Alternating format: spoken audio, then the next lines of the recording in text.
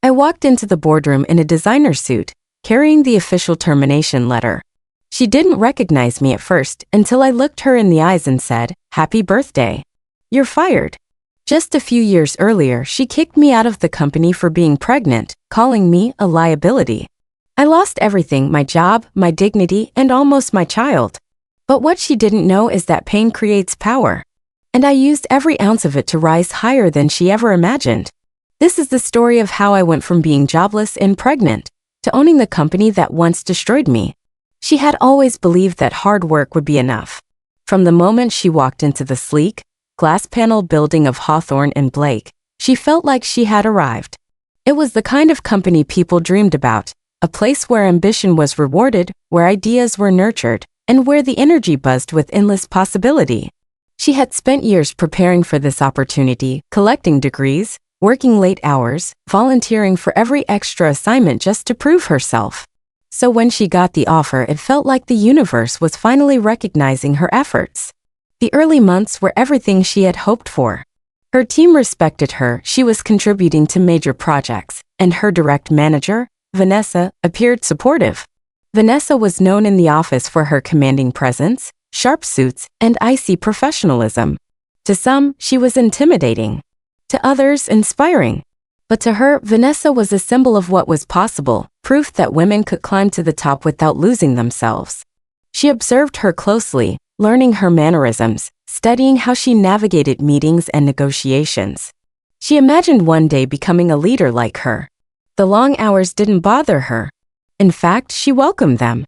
She stayed behind when others left, worked through lunch, and answered emails deep into the night. She wanted to be noticed for the right reasons, and slowly she began to be.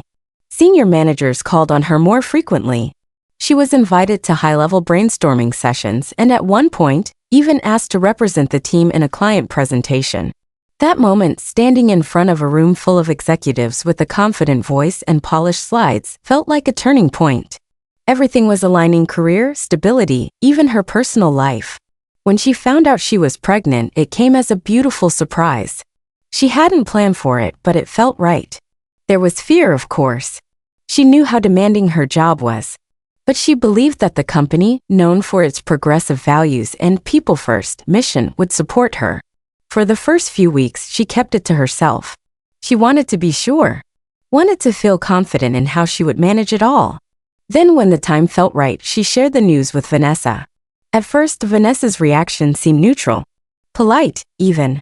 There was no obvious excitement, but no disapproval either. Just a cool acknowledgement and a brisk nod. That moment gave her pause. She had expected something warmer. But she brushed it off, convincing herself that Vanessa was simply trying to remain professional. After all, pregnancy was a personal matter. Maybe she didn't want to overstep. But things began to shift. Subtly at first. Projects she was supposed to lead were reassigned. Important meetings happened without her knowledge. Emails she used to be CC'd on no longer appeared in her inbox. When she asked about it, she was told not to worry, that things were just being reorganized to reduce her stress. It didn't feel like relief. It felt like being sidelined. The warmth she once felt in the office began to fade, replaced with whispers and polite indifference. Suddenly, every small mistake was magnified. A missed comma in a report led to a stern email. A delayed reply due to a doctor's appointment was questioned. Where once she was praised for her attention to detail, now her commitment was under scrutiny. Vanessa, who had once made time for her during team meetings, now avoided eye contact and gave clipped responses. It felt like she was being quietly erased. Despite the tension, she tried to stay optimistic. She pushed through the fatigue, the nausea, the doubt. She still came in early and left late. She overcompensated, hoping it would prove she hadn't changed, that she was still the same reliable employee, capable of excellence. But the atmosphere had changed. People she used to laugh with in the break room now kept conversations short. The few colleagues who remained kind did so with caution, as if association with her might carry consequences. She started to realize that the values the company advertised, support, equality, empowerment, only applied when they were convenient. There was an unspoken rule now. She was no longer an asset, she was a risk. And while no one said it out loud, she could feel it in every cold glance, Every closed-door meeting she wasn't invited to. Every opportunity that was suddenly out of reach. What once felt like a dream job had become a fragile existence, balanced on the edge of uncertainty. She was no longer building a career. She was trying to survive. The same office where she had once envisioned her future now felt like a place of silent judgment. And though no one had said the words yet, deep down she knew something was coming. Something she wouldn't be able to prepare for. The meeting request came late in the afternoon, just as she was organizing her desk to leave. It was sudden and unexpected, with no subject line and no prior conversation. Vanessa's assistant had simply added it to her calendar with a 30-minute slot marked performance review. There was no warning, no context, and nothing in her recent work suggested any cause for concern. Still, her stomach tightened the moment she saw the notification. Something felt wrong, though she couldn't name it yet. She arrived at the meeting room 5 minutes early. The space was empty at first, cold and silent, with the same neutral walls and polished table where so many of her proudest achievements had taken shape. But this time it felt sterile, disconnected from the warmth of success she once associated with it. When Vanessa entered, she didn't smile. She didn't ask how she was feeling or make small talk as she usually did. Instead, she placed a thin folder on the table, sat down opposite her, and began speaking in a tone that was far too calm. It didn't take long before the word termination was said. A sterile word, heavy with consequences. Vanessa spoke of declining performance, of missed deadlines, of shifting needs within the department. She cited metrics that had never once been discussed before, vague examples of supposed inefficiency, moments where her output was inconsistent. But what struck her most was not what was said, but what wasn't. There was no acknowledgement of her years of hard work, no mention of the countless nights she had stayed late, or the results she had consistently delivered before her pregnancy.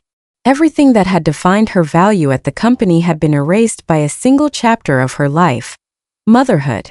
She sat frozen as Vanessa continued with clinical precision, as if reading from a prepared script. Each word was a cut, delivered without emotion.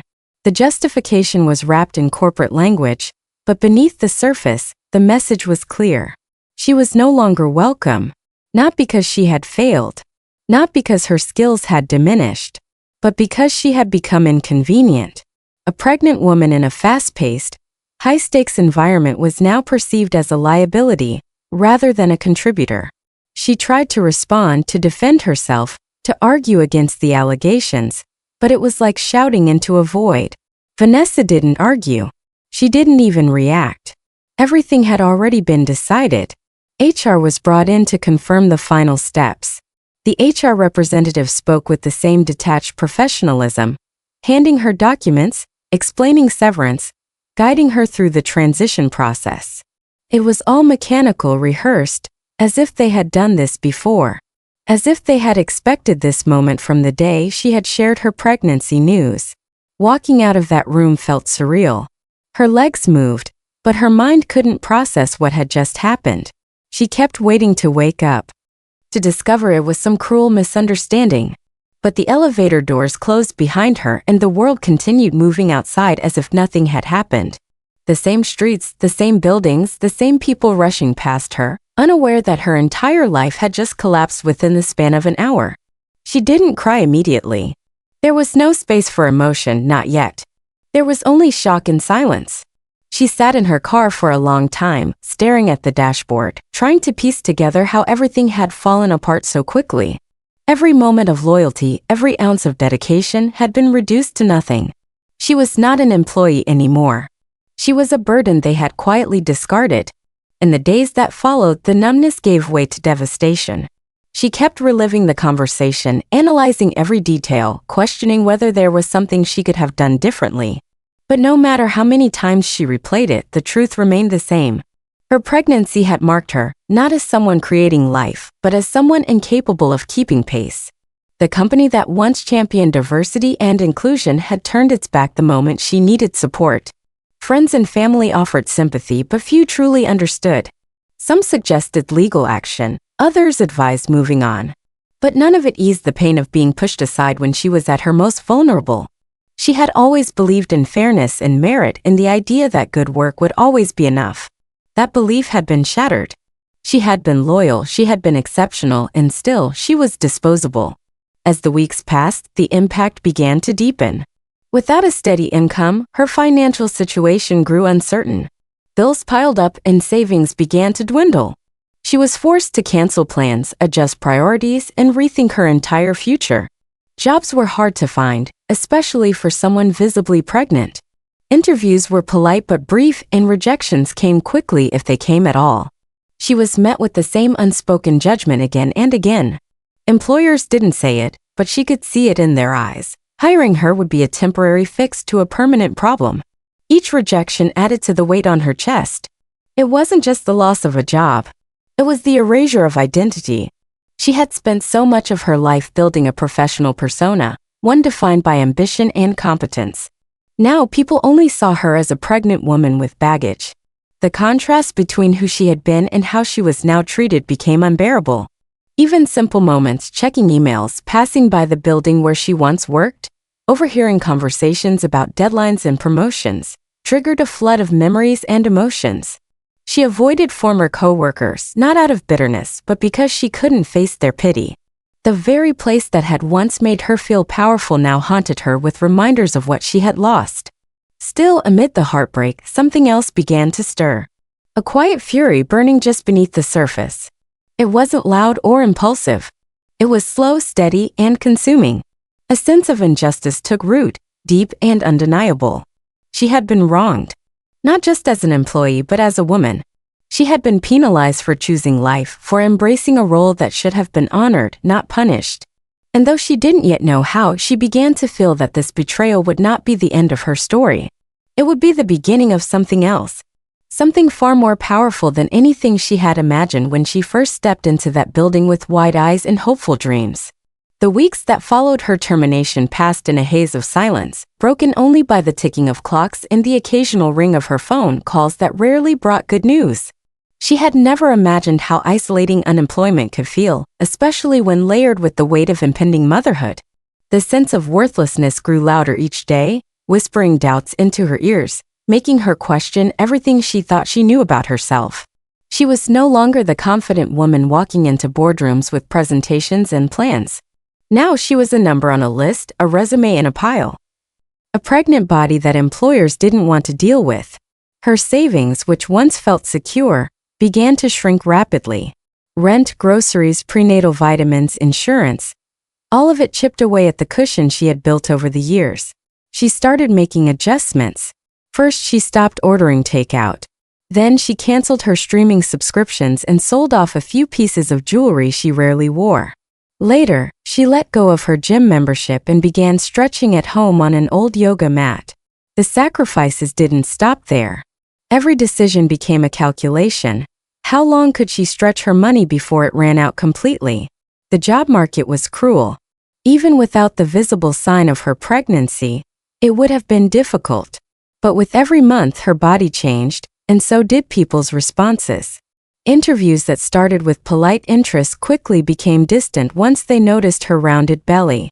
Some tried to disguise their discomfort, offering vague promises to keep her resume on file. Others were more direct, questioning her ability to commit long-term or expressing concern about maternity leave before she had even asked for it.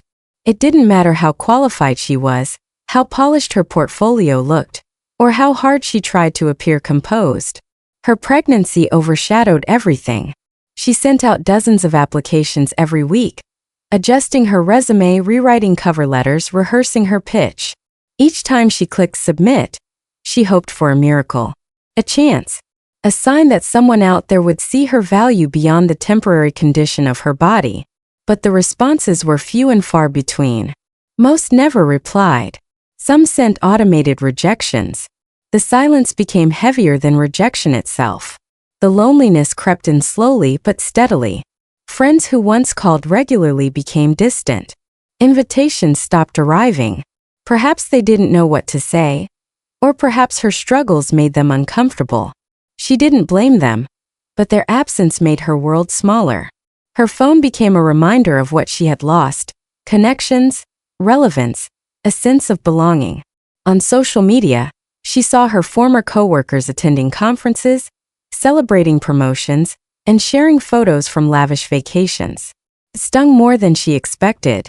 Not out of envy, but out of mourning for the version of herself who used to be part of that world. Her apartment, once a sanctuary, started to feel like a cage. The walls closed in a little more each day. The silence of the rooms was no longer peaceful. It was oppressive. She filled it with background noise. The hum of the refrigerator, old television reruns, podcasts about entrepreneurship and resilience. Anything to distract her from the gnawing fear in her chest. She tried journaling, meditating, even reading books about success and bouncing back from failure. But nothing seemed to stick. Every strategy felt hollow when the anxiety of how she would provide for her child pressed down with increasing urgency. Physically, the pregnancy began to take its toll. There were nights she couldn't sleep, lying awake with swollen feet and an aching back, staring at the ceiling, counting down the weeks. Doctor appointments became moments of conflicting emotion. Relief at hearing her baby's heartbeat, followed by dread about how she would afford the next bill. She sat in waiting rooms surrounded by expectant mothers glowing with excitement, and she felt like an imposter. Her joy was muted, buried beneath layers of worry. Still, she refused to give up. Some part of her, small, flickering but stubborn, refused to let this be her ending. She started looking for help in unlikely places. She attended free workshops at the community center, signed up for webinars on freelancing and financial literacy, and joined online forums for single mothers. She listened to strangers share their survival stories and quietly absorbed their strength. They spoke of struggle, yes, but also of triumph. Something in their voices reminded her that she wasn't alone, even when it felt like it. She began picking up odd jobs online. Small gigs that didn't pay much, but kept her busy and reminded her of her capabilities. Data entry, copy editing, social media scheduling. The work was tedious, but it gave her structure. She started waking up at the same time each day, organizing her tasks, setting goals. Slowly, she reclaimed a sliver of control. The turning point wasn't dramatic. It didn't come with music or fireworks.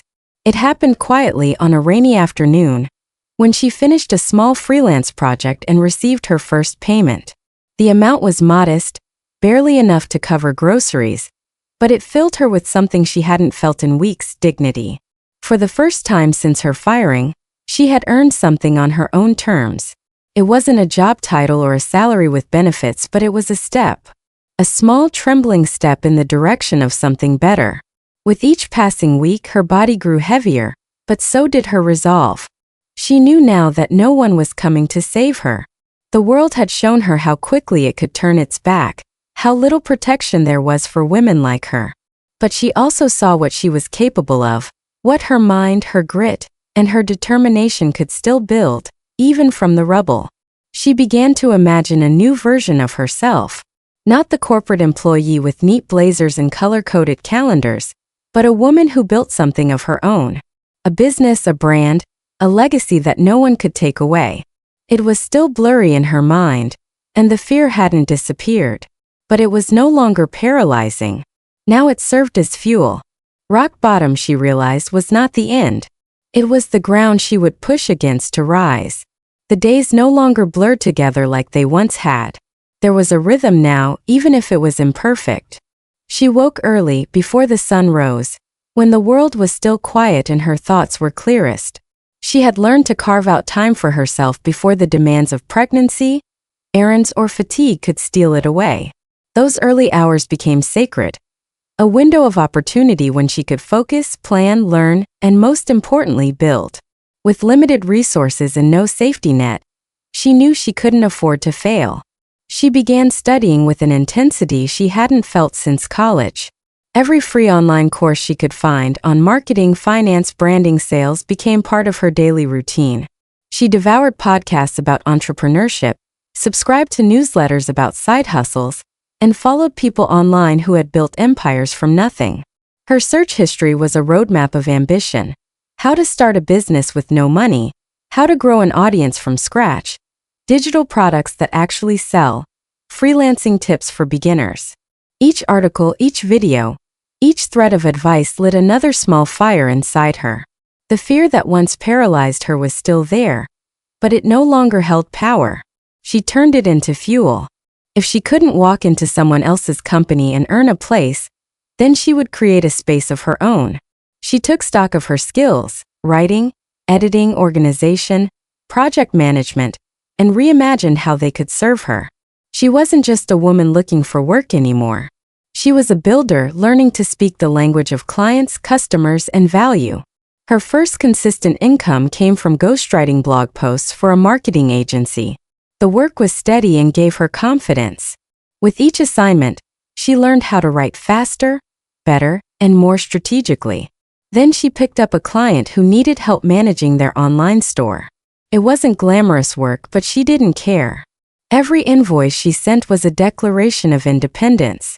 She was learning how to survive on her own terms, one transaction at a time. Soon she realized that she could create something beyond service work. She began designing digital templates, planners, resumes, social media kits that others could download and use. It started as a simple idea, something she could manage in her limited time. But people began buying. The first sale gave her chills. The next few felt like confirmation. There was a market for what she was creating, and it gave her something bigger than income. It gave her proof that her ideas had value.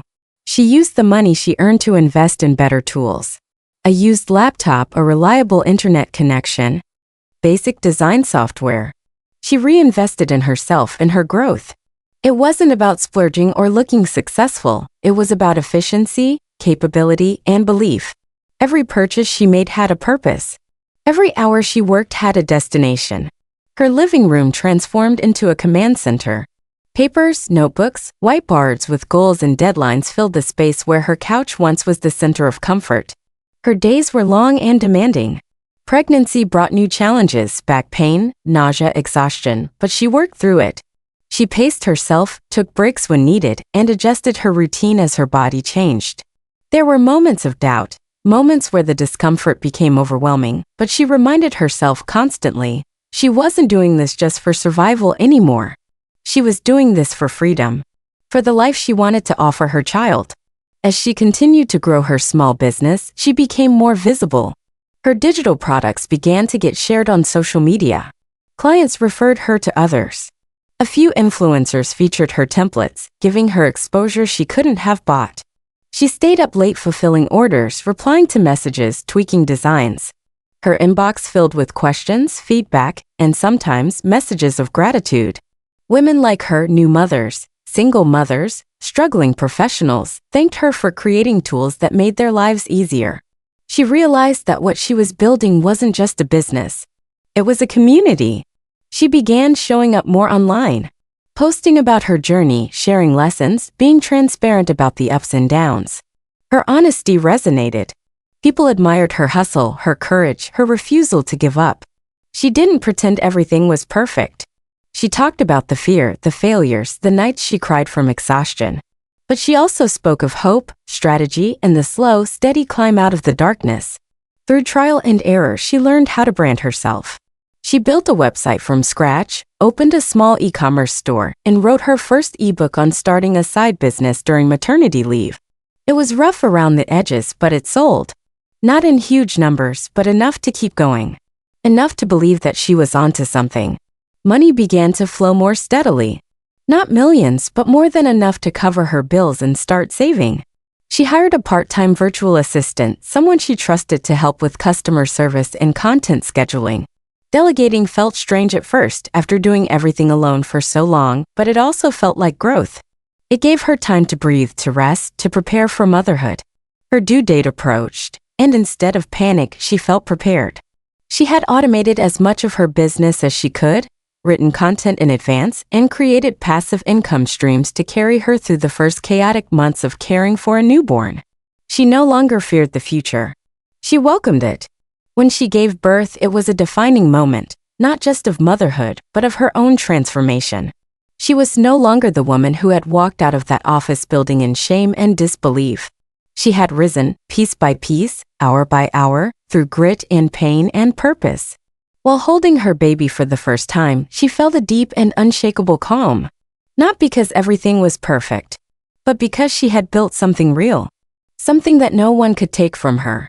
Something born from her struggle, shaped by her resilience, and fueled by her refusal to stay broken. She didn't know exactly what the future would hold, but she no longer needed certainty. She had built her own momentum, and that was enough to keep moving. She wasn't just surviving anymore. She was rising. Time had passed, and with it came transformation so complete that she almost couldn't recognize the woman she had once been. Her days were now filled with the sound of keyboard clicks, business calls, and the soft laughter of her child playing nearby. The chaos that once surrounded her had settled into a steady rhythm of achievement. Her business had not only survived the early storms, it had grown beyond anything she had imagined. What started as a series of side gigs and digital products had evolved into a thriving brand with thousands of loyal customers, a professional team, and multiple income streams. She had become known in entrepreneurial circles for her transparency, her work ethic, and her ability to turn pain into power. Other women reached out to her for mentorship, wanting to learn how she had done it, how she had built something out of what most would consider ruin. Interviews, podcasts, and invitations to speak at conferences soon followed. At first, she was hesitant to accept the spotlight, but over time, she embraced it. Not out of vanity, but because she knew her story had the power to remind others that a fall didn't have to be final. One evening, while sorting through emails after putting her child to bed, she received a message that made her pause. It was from an old colleague, someone she hadn't spoken to in years. The message was brief but loaded with subtext. It mentioned that Hawthorne and Blake, the very company that had once discarded her without a second thought, was struggling. Profits were declining, key clients had pulled out, and rumors were swirling about mismanagement at the executive level. The email ended with a simple line, "They're talking about selling." She sat quietly for a long time, letting the word sink in. There was no immediate reaction, no anger, no smug satisfaction. Just silence. Then slowly a sense of inevitability began to rise within her. It felt like a thread that had always been pulling her forward was now tying itself into a knot of possibility. The idea that had once been unthinkable was now within reach. She could buy the company. In the days that followed, she did her research with clinical precision. She pored over financial statements, news reports, investor chatter, and employee reviews. Everything confirmed what she had been told. The company was in decline, bleeding from poor leadership and internal dysfunction. Vanessa, the woman who had once sat across from her in a cold meeting room and dismissed her as expendable, was now rumored to be at the center of the storm. Morale was low, innovation had stalled, and turnover had reached dangerous levels. The company needed new blood desperately. She didn't approach them directly. She knew better than to let emotion lead her decisions. Instead, she worked through a discreet network of lawyers and financial advisors, keeping her name out of the conversation while making strategic inquiries. Her business had grown to the point where she could leverage a partnership with investors who believed in her vision. With their support, she formed a holding company specifically for the acquisition. It moved quickly. The board, weary and desperate for stability, welcomed the offer more eagerly than she expected. When the deal was finalized, she stood in her office staring at the signed documents in disbelief. It had happened. She now owned controlling interest in the very organization that had once viewed her as a liability. The same walls that had watched her walk out in tears now answered to her. There was no parade, no fireworks, no celebratory champagne, just a deep, quiet realization that her life had come full circle. The weeks that followed were a blur of transition meetings, executive briefings, and strategy sessions. She kept her identity hidden until the time was right. Her team worked tirelessly behind the scenes to review internal operations, identify structural issues, and prepare for a public leadership shift. The employees, unaware of what was coming, speculated endlessly about who the new owner might be. Some feared layoffs, others hoped for change. None of them expected the woman who had once been silently erased from their ranks to return in power. The announcement was made on a Monday morning. A company-wide meeting was scheduled, and employees filed into the large conference room with muted curiosity. The air was thick with tension, the kind that comes with uncertainty. When she walked into the room, there was a moment of collective disbelief. Some recognized her immediately. Others took longer. But as she stood at the front, poised and composed, there was no mistaking it. She introduced herself not as a returning employee, but as the new owner. Her words were calm and measured. Her presence commanding. She didn't speak of revenge. She didn't mention the past. Instead, she talked about the future, about rebuilding a culture of innovation, restoring dignity to the workplace, and leading with integrity. She acknowledged the company's challenges and promised a new era of leadership that would prioritize people over politics. Later that day, she requested a private meeting with Vanessa. The woman who had once fired her was now sitting across the table again, but this time with none of the confidence she once carried. The balance of power had shifted. Vanessa was no longer the gatekeeper. She was the one being evaluated. The conversation was brief, professional, unemotional. Termination papers were handed over, signed without ceremony. The irony of the situation was undeniable. The date, entirely by coincidence or perhaps by fate, was Vanessa's birthday. She didn't smile when she delivered the news. She didn't need to. The act wasn't driven by cruelty but by justice. She had built a business from scratch, changed hundreds of lives, and reclaimed her power. This was not about humiliation. It was about closure. After Vanessa left the building for the last time, she walked through the halls of the company she now led. Departments were being reorganized, policies were written, trust slowly restored. The staff began to see her not just as the new boss, but as a symbol of resilience. She listened to their concerns, implemented flexible work arrangements, created mentorship programs for young women, and made mental health support a core part of the company culture. The transformation was not immediate, but it was real. And it was lasting. Employees felt seen again. They worked with a renewed sense of purpose. Shareholders regained confidence. Clients returned. The company found its voice, not through domination or hierarchy, but through empathy, vision, and strength. She never forgot where it started, those long nights filled with doubt, the betrayal, the rock bottom. But she also knew that every step of that painful journey had carved out the woman who stood here now. She had bought the company not just to prove a point, but to rewrite the story entirely. Not just her own, but the stories of every person who had ever been underestimated, dismissed, or cast aside. She had risen not in spite of what broke her, but because of it. The sun rose slowly on the day that had been circled in red on her calendar, not because of sentiment or celebration, but because it marked the final stitch in a long, painful tapestry. The building looked the same from the outside, sleek, modern, glass and steel reflecting the city's skyline. But everything inside it had changed. And now so had she. Her presence no longer passed unnoticed in hallways or went unacknowledged in meeting rooms. She moved through the office with the quiet authority of someone who had not just survived but conquered. Her name was on the ownership documents, her signature authorized decisions, and her vision now shaped the future of the company. Still, the ache of what she endured here had never fully disappeared. It lived in the corners of her memory, in the place where humiliation and resolve first met. The morning unfolded like any other. Emails, strategy sessions, a check-in with the operations team. But everyone in leadership knew this day had a specific purpose. Her assistant had prepared the termination packet, HR had been briefed, and legal had double-checked every line. The decision was final. It had been for some time. But she had waited until the date that once belonged to Vanessa as a celebration now belonged to her as closure. Not because she needed to ruin someone's birthday, but because poetic symmetry has a way of healing the deepest wounds. Vanessa arrived late that morning, as she often did these days. Her demeanor had changed over the past few months. She had grown quieter, more cautious, sensing that her influence was slipping. Staff no longer hung on her words, emails no longer carried urgency when her name was on the line. She had resisted the company's new direction at first, making subtle jabs in meetings and dragging her feet on new policies.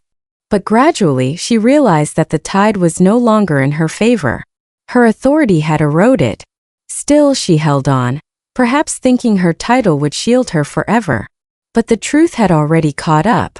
She was called into the executive boardroom shortly after noon. There was no fanfare, no audience. Just her, the owner, and a single representative from HR. The walls were white, the air still. On the long table lay a folder with her name printed in clean black ink. The scene mirrored the one from years ago, except the roles had reversed entirely. The woman who had once been dismissed in silence was now the one delivering the final words. The conversation was not dramatic. There were no outbursts, no tears, no accusations. It was handled professionally as she had planned. She spoke with measured clarity, outlining the reasons behind the decision: poor leadership, resistance to change, a history of undermining culture. Vanessa had the chance to speak, to respond, to explain. But she said little. Perhaps she understood that any justification would fall flat. Perhaps she recognized in that moment the inevitability of it all. The paperwork was signed with a slightly trembling hand, and the folder was closed with a soft but final thud. The irony of the date was never acknowledged aloud. There was no need. Vanessa knew. She must have remembered the exact day she had once sat across from a pregnant employee and, without flinching, stripped her of security and identity. Now, on the very anniversary of her own birth, she was being escorted out of the building she no longer controlled. The walk out of the building was quiet. No one clapped. No one whispered. People barely lifted their heads. It was not cruelty. It was indifference, the final stage of lost power. The elevator doors closed behind her, and just like that, she was gone. In the hours that followed, the company continued to move forward. No disruptions, no crisis. A memo was sent out announcing a change in leadership and expressing gratitude for past contributions. It was polite, neutral, and carefully worded. But those who had been around long enough understood the deeper meaning. They saw the balance of justice restored, the arc of a story completed. She returned to her office with a quiet calm.